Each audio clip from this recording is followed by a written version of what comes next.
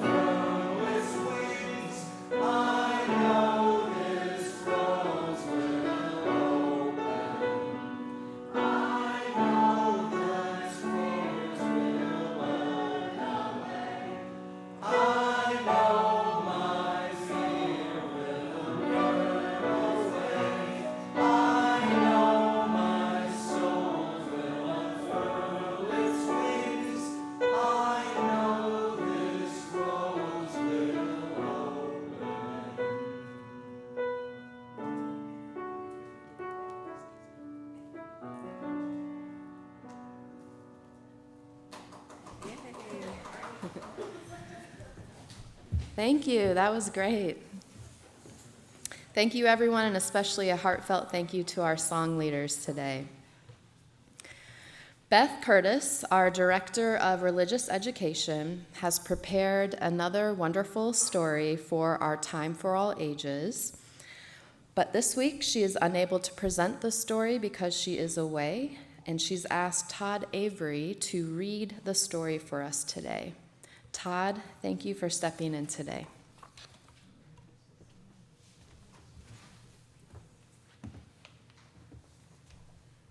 Thank you.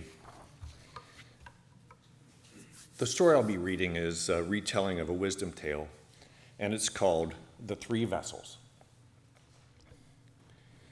In a small but comfortable house, in a small but comfortable town, there lived a child named Rowan.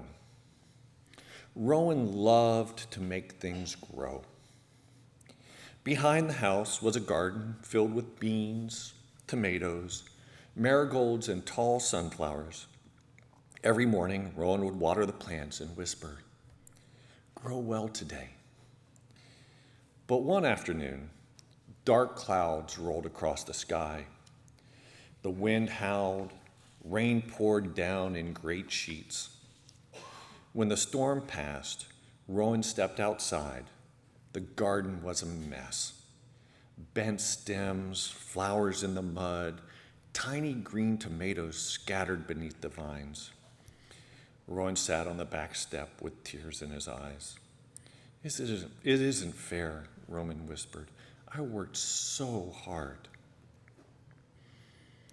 Grandfather came outside, carrying 2 warm muffins he just baked. He handed one to Rowan, sat beside him, and together they watched the last raindrops fall off the leaves while they ate in silence. Rowan sighed. Why does life keep doing this, he asked. Every time I finally get something right, something goes wrong. Why does everything have to be so hard? Grandfather smiled kindly. Come with me, he said, rising slowly to his feet. I'd like to show you something. Inside the kitchen, he filled 3 sturdy pots with water and set them on the old stove. Soon the water roiled to a boil. From the pantry, he brought 3 simple things: a firm potato, a fresh egg, and a tin of loose tea leaves. Into the first pot went the potato. Into the second went the egg. Into the third, he sprinkled the tea leaves. Then they waited. After a time, Grandfather turned off the stove. He lifted the potato and set it on a plate to cool. Press into it, he said. Rowan gently pressed into the warm potato. It gave way beneath the edge of the spoon. Once firm, now it was soft. Grandfather placed the egg on the plate and handed Rowan the spoon. Crack it open, said Grandfather. Rowan tapped the shell and gently peeled it away. The egg had become firm inside, firm and hard. Finally, Grandfather poured the third pot through a strainer into the 2 cups. The water had changed completely. It had become warm, fragrant tea, the color of amber. They each held a cup, breathing in the aroma. Grandfather looked at the 3 vessels. The same boiling water touched each of them, Grandfather said, yet each responded differently. He pointed. The potato began strong and solid, yet the heat left it soft and unable to hold its shape. Then he held up the egg. The egg began so fragile, so it protected itself by becoming hard. Rowan looked closely and said, It built another wall inside its shell. Grandfather smiled. Yes, sometimes our hearts do that too. Rowan looked down at the egg. Is that wrong? Oh no, Grandfather said. Usually it means we've been hurt. Sometimes we need those walls for a little while. The hard part is remembering that they were meant to protect our hearts, not become our home. They each took a sip of their tea, but the tea leaves did something different. They stayed open to the hot water and shared what was already inside them. Instead of only being changed by the water, the tea leaves changed the water itself. Rowan thought about that. So, which one should I be? Grandfather chuckled. My dear Rowan, every one of us has been each of these. There are days when life leaves us feeling soft and worn out, like the potato. There are days when we've built walls around our hearts, like the egg. He wrapped his hands around the warm cup, and sometimes, especially if we have others to help us, we discover another way. We find the courage to stay open even after life has been difficult. We hold hope instead of despair, love instead of bitterness, and kindness instead of fear. Like the tea leaves, we bring out something beautiful that was inside us all along. Rowan looked out the kitchen doorway towards the muddy garden. The storm had broken branches, it had flattened flowers, but it had also watered the earth. Slowly, Rowan smiled. Looks like the garden isn't finished, he said. Grandfather smiled and placed a hand on Rowan's head. No, and neither are we. Rowan picked up a warm muffin, and together they stepped back into the garden, ready to begin again. As we explore what it means to embody resilience, we remember that persistence is often quiet and lived in the body, shaped by what we've endured and how we are held.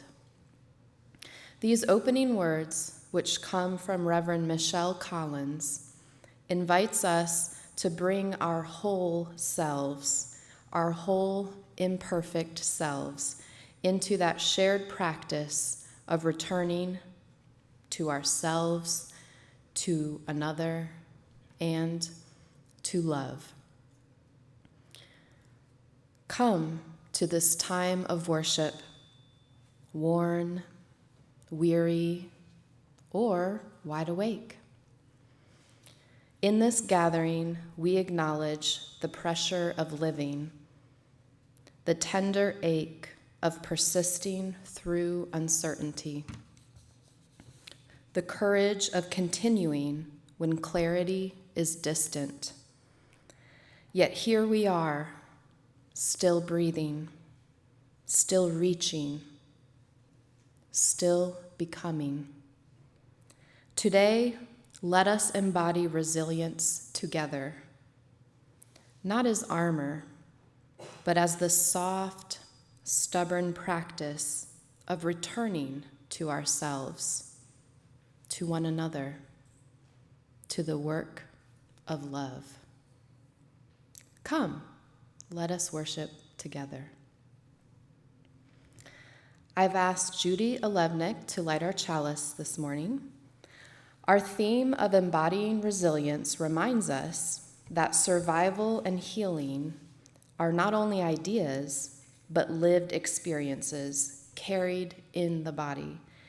These words, which come from Reverend Michelle Collins, calls us to honor that quiet, faithful language as we light the chalice together. We light this flame for the wisdom that hums beneath thought in our heartbeat, our breath, the subtle flutter that says, "You are still here." We light this chalice to remember resilience begins in the body's quiet language, whispering us along. Thank you, Judy.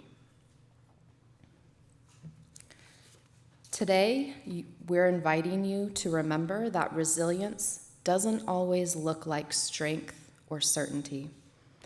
Often it lives quietly in our bodies, in breath, in care, and in the ways we hold one another through what life brings.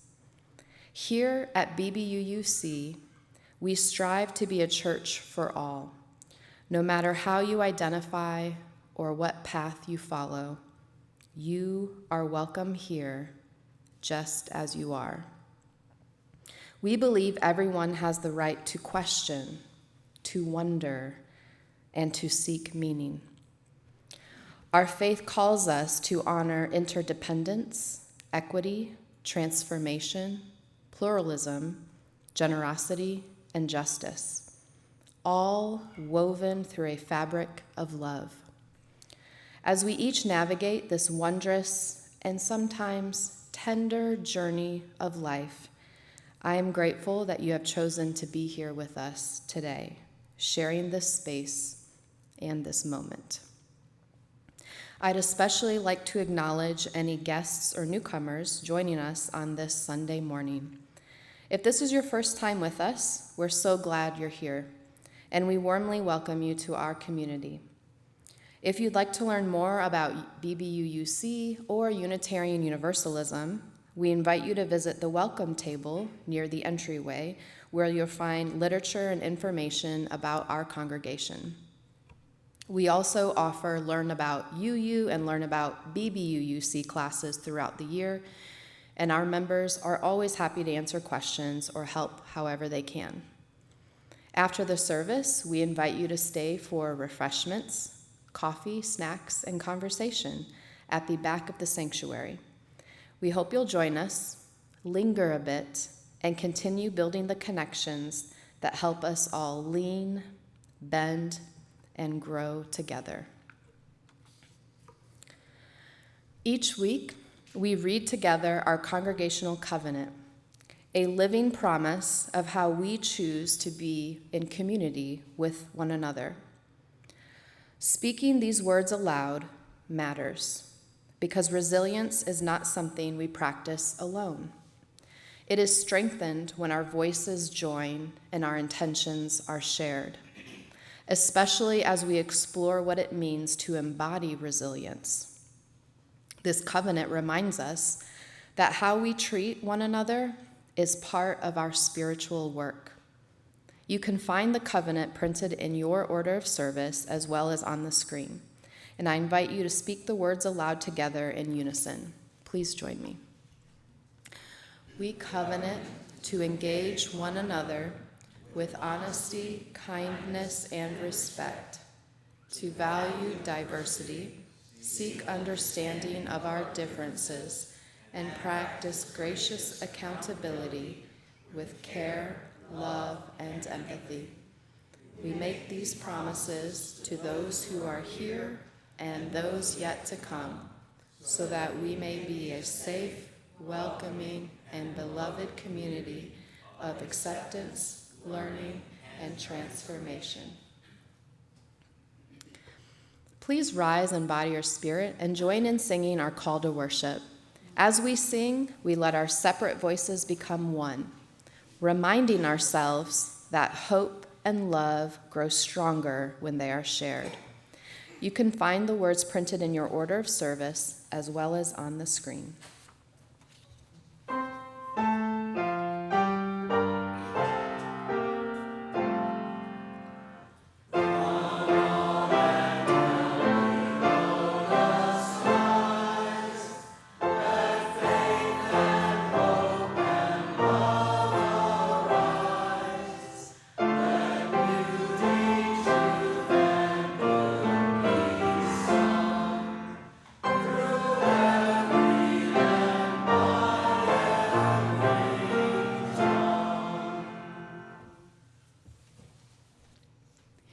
This meditation is from Becoming, a Spiritual Guide for Navigating Adulthood by Reverend Richard S. Gilbert.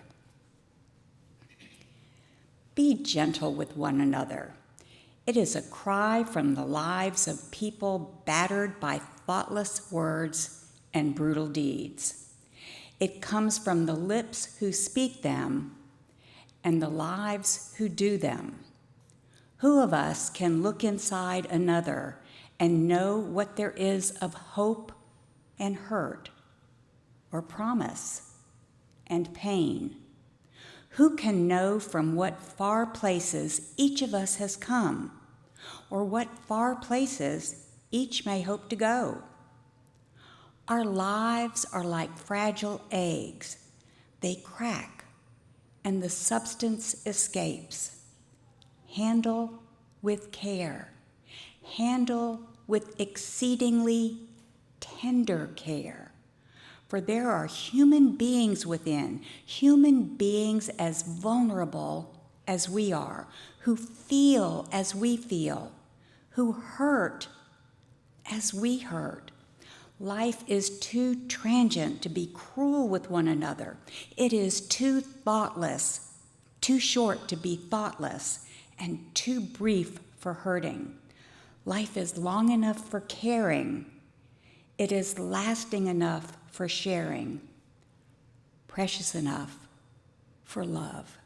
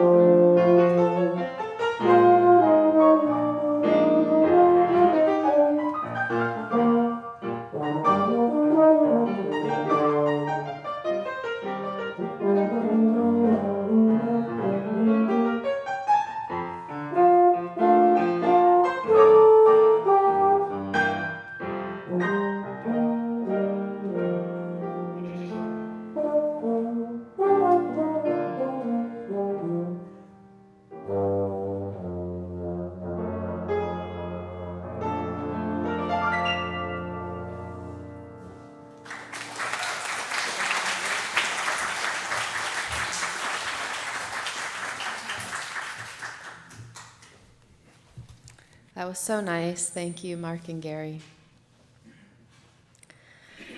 Each Sunday, we take an offering as an act of generosity and gratitude, recognizing that our shared ministry is sustained by the gifts we offer together. Giving is more than a transaction. It is a spiritual practice that reminds us that resilience is nurtured through mutual support and that caring for one another requires shared commitment. We now receive today's offering in support of this religious community and its work in the world. You are invited to give generously and joyfully as you are willing and able. Giving envelopes may be found in the hymnals, and you may also use the QR code in your order of service or visit the donate link at bbuuc.org. Whether you choose to contribute financially today, we invite everyone to participate in this ritual by passing the plate. A reminder that we are all part of this circle of giving and receiving. After the offering, please rise and bow to your spirit as we sing our offertory hymn, number 123, Spirit of Life. I'd like to invite our ushers for this morning, Helen Met and Don DeStefano, to please come forward to receive the offering. The morning offering will be gratefully received.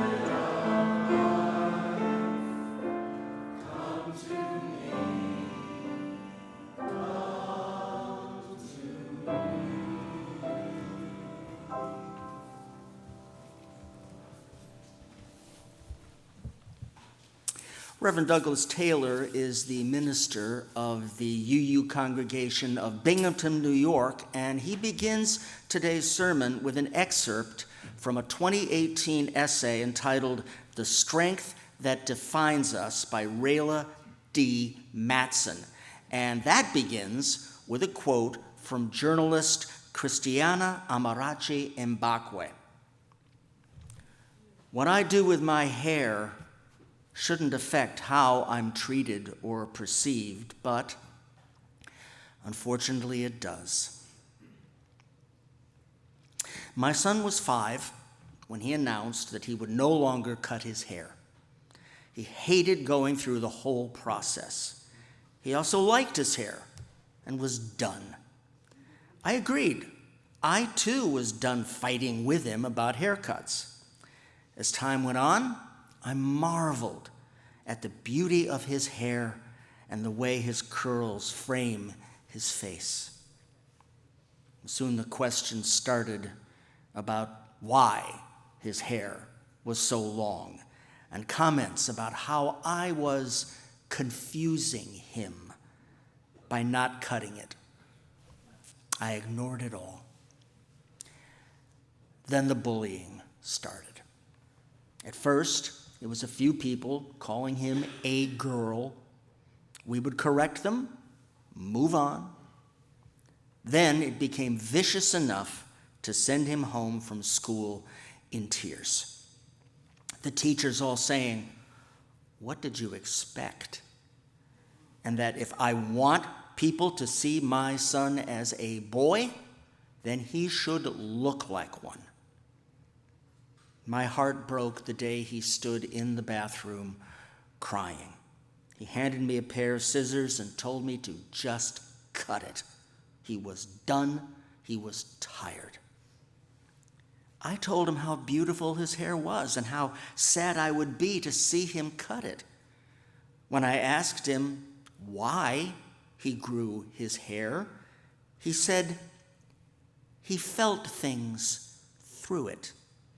He said it connected him to his indigenous heritage that he could not claim officially.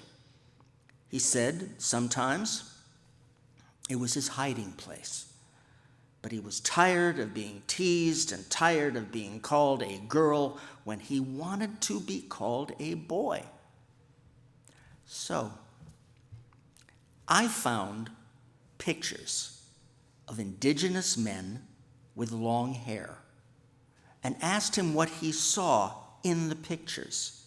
He said he saw strength and pride, fierceness, and sadness. I asked if he thought these men were teased over their hair, and he said, no, but if they were, they probably wouldn't care. I told my son that the strength he saw in those men was the same strength I saw in him. My son is now 14, about 6 feet tall, has facial hair. His hair is still amazing. He pulls it up in a messy bun, and he no longer lets me comb and brush it. He still gets questions about cutting it. He's been called gay and trans and queer, none of which offends. He sees it as a compliment. He endured the bullying, and he now stands strong. Not because he has long hair, but because he didn't let others define what being a man or male meant to him. Spirit of life, may we all be so bold as to not let the world define us by its standards, but rather by what is in our own hearts. And that's just the reading. Reverend Taylor begins, there's a classic writing tip that is given to fiction writers, people working on a novel. Give your hero a tragic backstory, they say. Make it something terrible that happened to them, which helps make their character more noble for being good. A relatable hero needs a tragic backstory. That's why there are so many orphans in literature. Best example in my mind is Roald Dahl's James and the Giant Peach. His parents, they're out shopping in London, they're killed by an angry rhinoceros escaped from the zoo. Poor James. So relatable. In truth, we have all had trauma in our lives. We don't need to all become orphans to know the suffering wrought by trauma. Over the past handful of years, I have been learning about the impact of trauma on our lives. I've taken workshops and attended trainings that talk about being trauma-informed. There are 3 very interesting things about all this that I want to share today. The first is that trauma lives in our bodies. As human beings, our bodies have deep, wired reactions for self-protection. When presented with a threat, we have a physical, visceral, non-cognitive reaction commonly recognized as fight, flight, or freeze options. Psychobiology has continued to bring good research around this aspect of our complex living. And I need to emphasize, trauma lives in our bodies. This isn't about how you might have an old hurt you will not forgive. This is about experiences that become written into our pre-thinking reactions. Think about during a horror movie. A scene can make you jump. Even though you know it's a movie, you cognitively know there's no actual danger, your body still reacts. Our bodies react to fear and pain without needing to wait for our cerebral cortex to think up a logical response first. When we have a significant trauma experience, the reaction can become coded into our brains as part of that basic reaction. Have you ever experienced another person's reaction to a situation and think to yourself, that person's reaction is not in proportion to the situation? Feels like an overreaction. If you're really attentive, you might even notice when you do it. Usually what it means is that the situation is not all that's going on for that person.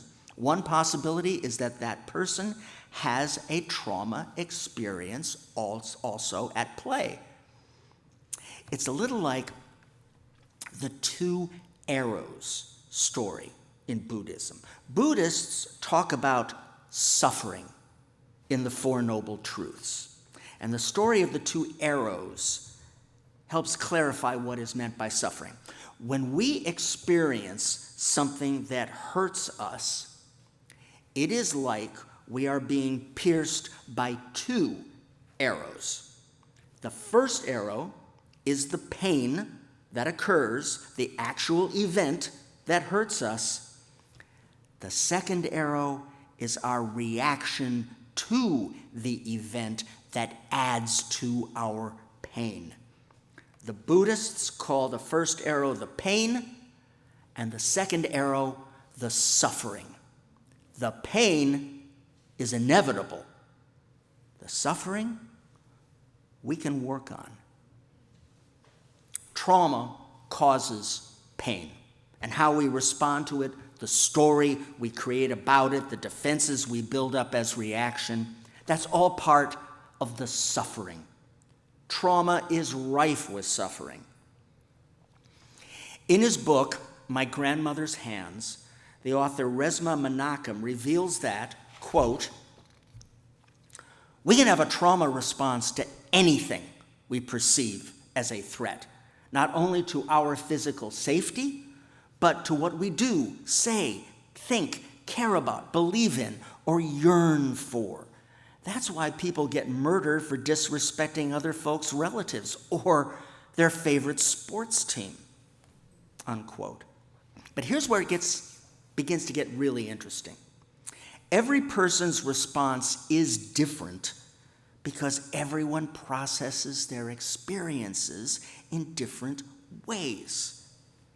It's not just that people have different experiences, but every person processes those experiences in unique ways. And over time, we build up protections around the trauma, defenses that keep us safe from further harm. And those defenses become ingrained in a way that is also physical and visceral, reactions that come before our cognitive brain kicks in. Resma Menachem is a trauma counselor and has led trainings in a breadth of communities, including public schools, domestic violence centers, police departments, military bases, and community centers. Early in his book, My Grandmother's Hands, he shares the story behind the title. He says,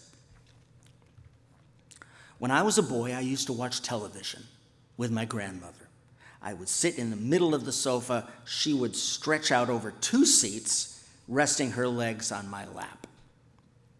She often felt pain in her hands, and she'd ask me to rub them in mine.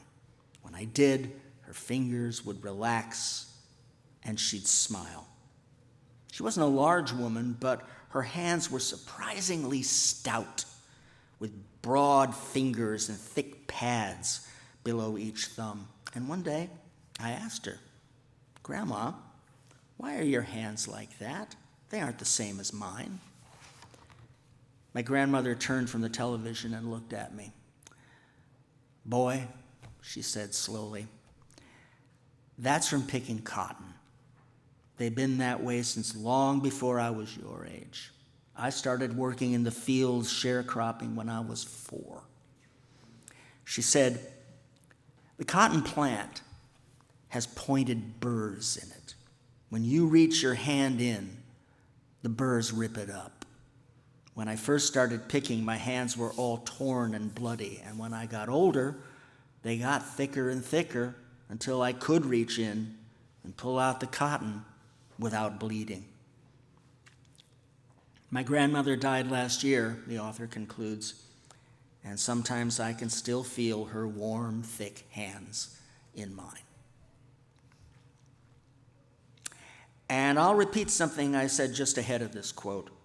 Over time, we build up protections around the trauma, defenses that keep us safe from further harm. Human beings are resourceful and adaptable.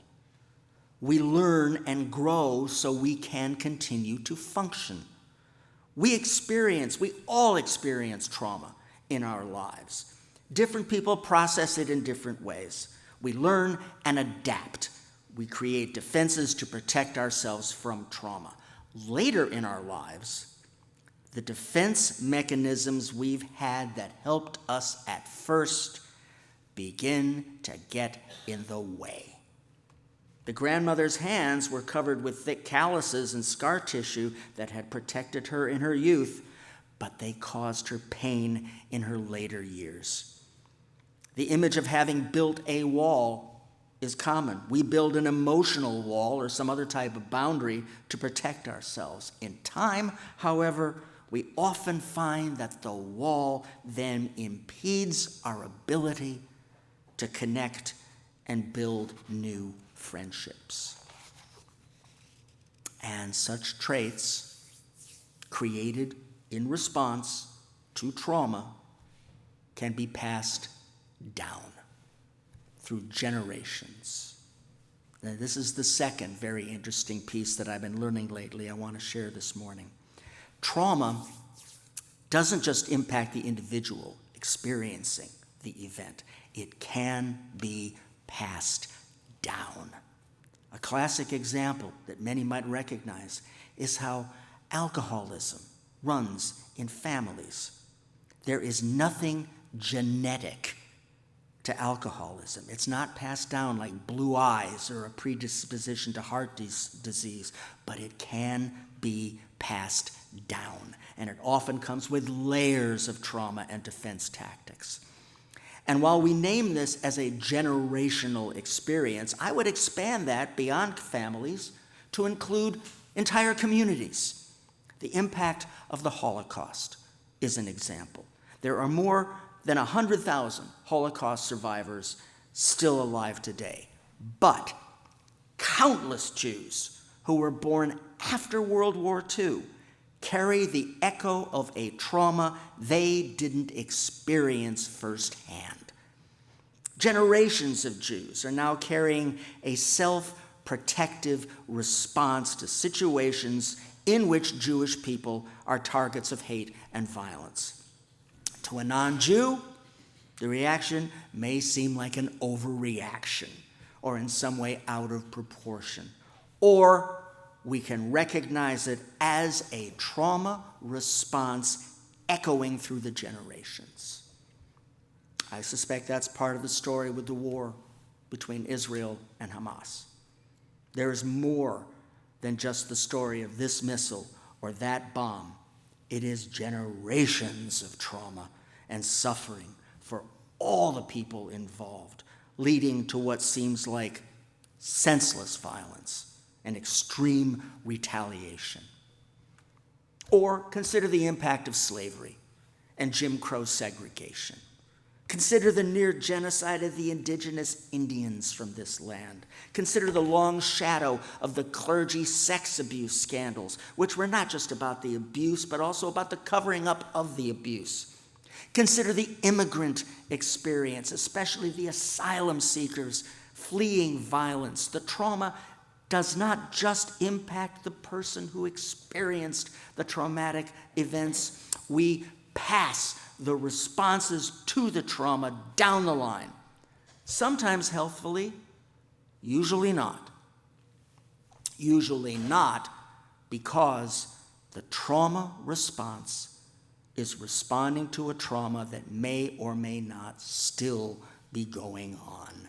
It is decoupled from the actual event. We are stuck in a cycle of trying to resolve something that may not be happening anymore. And all we're getting is the second arrow from the Buddhist story. It's easy to feel heartbroken by the enormity of it all. The impact of trauma is everywhere, and it's impacting everyone. Be gentle with one another, Dick Gilbert said in the meditation we heard earlier. Be gentle. We are all hurting. And that brings us to the third topic I want to share this morning. When learning about trauma, I have learned that healing is possible. I've learned that trauma lives in our bodies. I've learned to recognizing the heartbreaking extent of all the trauma, the generational echo of trauma. And I've learned that that's not the end of the story. We can unlearn the defenses we've built up when they no longer serve or are no longer needed. And we can heal what we pass on to the coming generations. Reverend Taylor writes, I grew up in an alcoholic household. And one defense mechanism I learned was the language of sarcasm, keen and biting, and I was good at it. During the first decade of my marriage, I had to work at unlearning that language to stop myself from letting the biting remark slip out of my mouth. Healing is possible. I think of the story we heard in the reading by Rayla Matson. Rayla's son was struggling with how other people reacted to his long hair, and the story reveals how Rayla helped him navigate the harm, helping him avoid the second arrow of suffering, even though the first arrow still hurt. The pain caused by the bullies was still felt, but the suffering didn't have to happen. He didn't have to build a wall of protection and shame for his heritage. One of the things Rayla did that helped was to bring a photo Rayla found of an indigenous man with long hair. The photo was a stand-in for an ancestor, and Rayla's son received a gift of strength and resolve from his ancestor at that moment. Our ancestors did not only pass down trauma and defensive reactions, we also inherit their strength and pride, their resilience, their sadness, their fierceness, their grace. Healing is possible. The cycle of suffering can be eased and even broken. When you do your own work, you begin a new cycle, and you pass that along in a new way. Resma Menachem shares another story in her book, and this one about the healing. He writes, mental illness runs in my grandmother's family. When her sister became schizophrenic and had to be hospitalized, my grandmother willingly took in her 2 young children and raised them as her own. My other grandmother did the same thing with my aunt's 4 kids. When my aunt became a cocaine addict and lost most of her ability to be a caring parent, my father's mother did not hesitate to take over. When I witnessed both of these changes in our family, I thought it was because my grandmothers were kind, loving, generous women. That was generally true, of course, but something else was involved, something more important. Both of my grandmothers recognized the need for someone to step in and fulfill a role. Both also had the capacity to wholeheartedly take on that role. They didn't have to do this. I didn't realize until I was in my early 50s, but both my grandmothers also helped create greater room and resilience in my body and nervous system. And their actions taught me to shoulder responsibility. Unquote. No act of health or healing is ever wasted. Such echoes also echo and ripple out to the children, the communities, and the generations to come. Being gentle with each other is not only a kindness that offers a little rest and a little ease. Being gentle with each other heals. Our world needs healing. Our own broken hearts and aching bodies are where we begin to heal the world. This is the whole focus of my call as a minister. I am here to pass the blessing along, to help anyone also find their healing, to share love, to ease the suffering of the second arrow, to create more fertile ground for more flowers to take root. This is our work.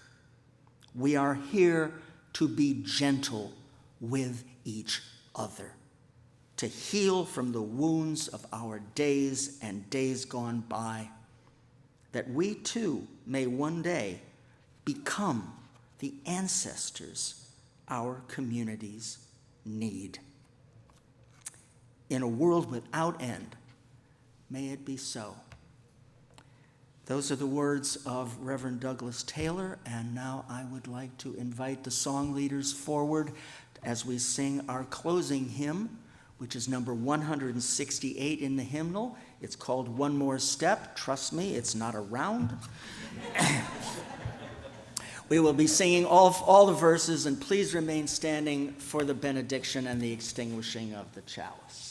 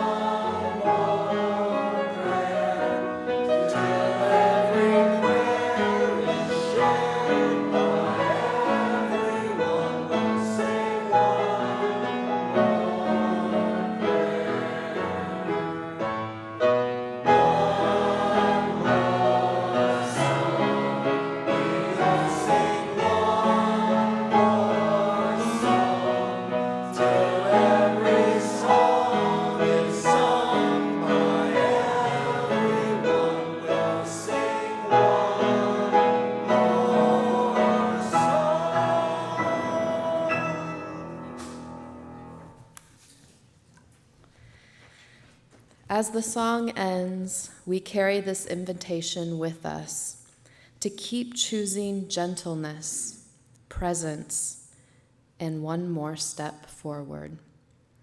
I'd like to invite Judy back up, please, to extinguish the chalice as we hear these words by Reverend Michelle Collins. We have gathered in the sacred act of continuing.